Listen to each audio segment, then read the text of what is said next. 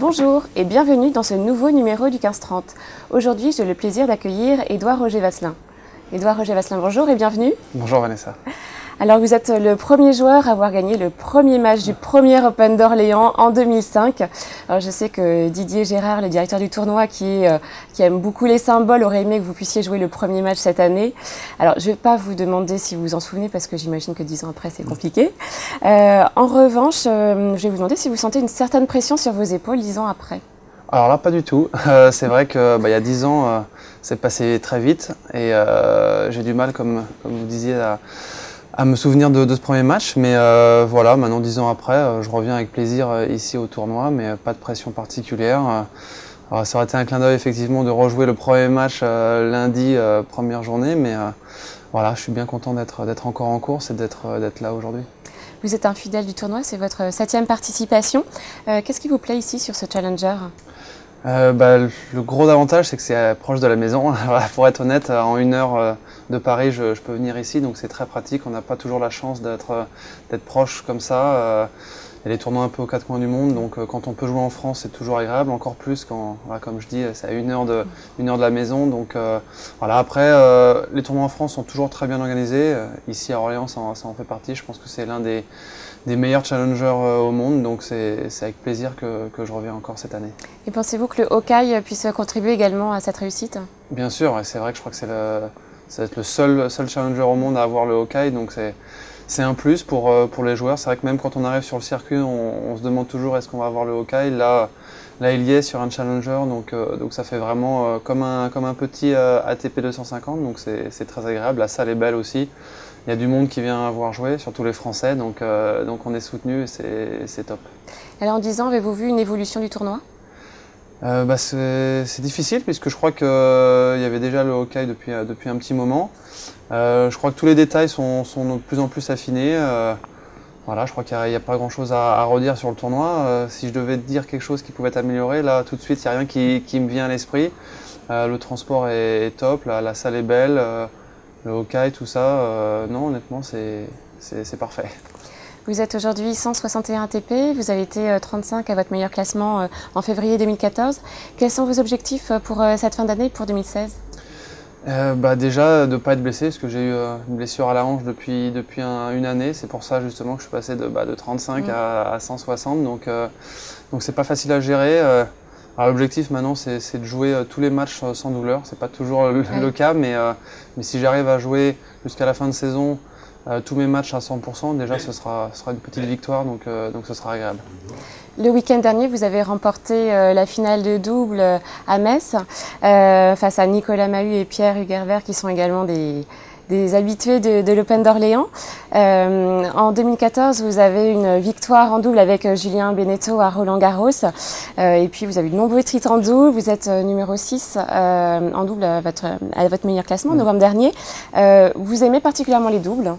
Oui, pour plein de raisons. Déjà, quand j'étais plus jeune, en match par équipe, c'était comme ça, le double décisif. C'était le point important. Toujours apprécié de jouer en double. Je crois que mes qualités de joueur de tennis font que je suis un bon joueur de double, à savoir un bon service, un bon retour, une bonne volée. Donc voilà, après, jouer avec un partenaire, c'est toujours aussi agréable, parce qu'on est souvent en simple, on est tout seul sur le court. Donc là, le fait de partager d'autres choses, des émotions, c'est agréable. Après, les résultats vont avec, donc c'est sûr que ça me donne envie de continuer, d'avoir d'autres titres. Et puis c'est peut-être une entrée pour pourquoi pas la Coupe Davis ou les Jeux Olympiques, donc c'est pour ça que je m'y donne à fond.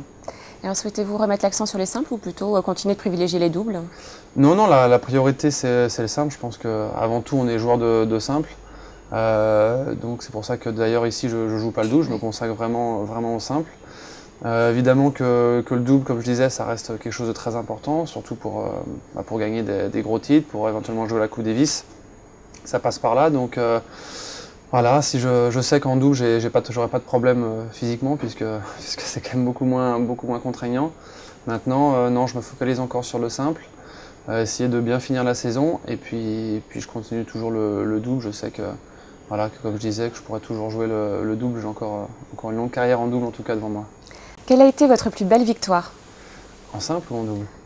votre plus belle victoire, celle qui est pour vous ça reste le titre à Roland-Garros. Oui. Je crois que là, quand on joue au tennis tout petit, on rêve de gagner Roland-Garros, même si on le rêve plus en simple qu'en double. Mais là, le fait de soulever le trophée, le trophée que tout Français rêve de soulever, même si, comme je dis, c'est le plus petit, c'est un peu plus petit que le simple, mais ouais, non, ça reste le plus beau moment de ma carrière.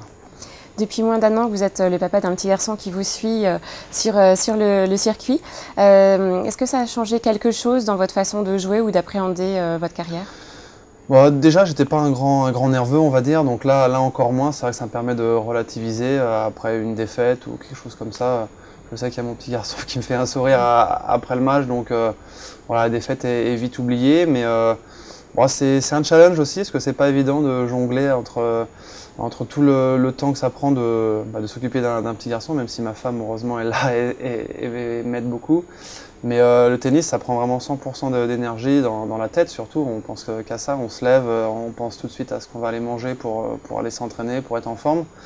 Donc forcément, il faut savoir jongler entre ça, entre le petit qui réclame des choses et puis le tennis qui prend 100% du temps. Donc voilà, c'est un nouveau challenge, mais je regrette pas en tout cas, c'est évident. Alors à propos de famille, vous faites le même sport que votre papa qui est connu pour avoir notamment joué une demi-finale à Roland-Garros contre Yannick Noah. C'était pas trop difficile au début d'être connu comme le fils d'eux? Il n'y a pas eu trop de pression? Si, surtout que quand on est un peu plus jeune, c'est surtout ça qui revient. Plus que mes qualités de joueur de tennis, on parle plus de mon père que de moi. Donc au début, c'était pas toujours facile à vivre, mais je crois que j'ai fait mon chemin, j'ai fait mon prénom aussi. Donc voilà, je crois que maintenant, c'est plus lui qui est le père d'eux plutôt que moi, le fils d'eux. Donc pour l'instant, c'est bien comme ça. Quel conseil donneriez-vous à un jeune qui souhaite se lancer? Je pense que le meilleur conseil, ce serait de se faire plaisir et d'y croire quoi qu'il arrive, quoi. Parce que tout le monde, même les tout meilleurs, ils ont des moments de doute ou des moments où ça se passait pas bien, que ce soit très jeune ou même dans une carrière. Donc voilà, je crois que l'objectif, la priorité, c'est de toujours y croire, quoi qu'il se passe. Si on a vraiment envie d'y arriver, on se donnera toutes les chances et il ne faut pas baisser les bras. Edouard Roger Vasselin, merci beaucoup. Avec plaisir, merci Vanessa. Quant à nous, nous nous retrouverons demain pour un nouveau numéro du 15-30.